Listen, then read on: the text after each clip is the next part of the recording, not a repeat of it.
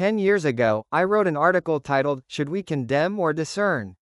Today, I find that this piece aligns so perfectly with my current situation and the issues our society is facing that I feel compelled to share it. Do not judge, and you will not be judged. Do not condemn, and you will not be condemned. Forgive, and you will be forgiven. Luke chapter 637. From a young age, I was repeatedly told in church not to judge others. Especially when it came to pastors and the church itself, we were taught to obey without question.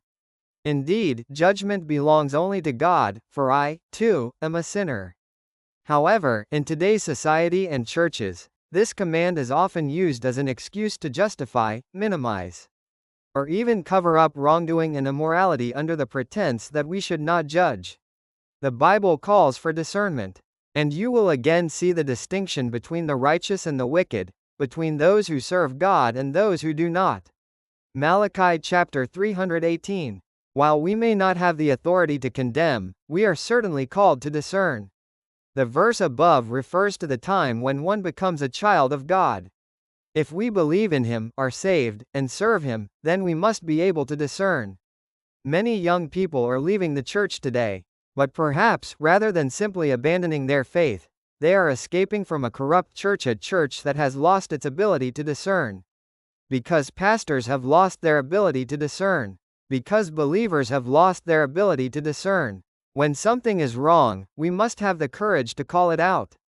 Rather than surrendering to material wealth and power and living like wolves in sheep's clothing, perhaps it is better to leave altogether.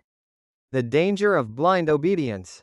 I once saw a documentary about a Nazi officer responsible for the mass execution of countless Jews. When he was finally captured and investigated, it was revealed that he was, by all appearances, a kind, diligent, and upright man.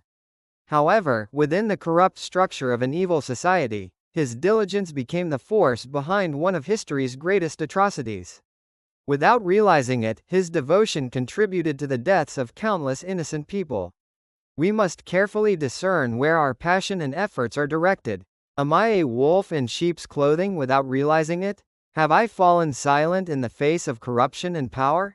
Discernment is necessary for protection. While we cannot condemn, we must protect ourselves from what is corrupt and impure.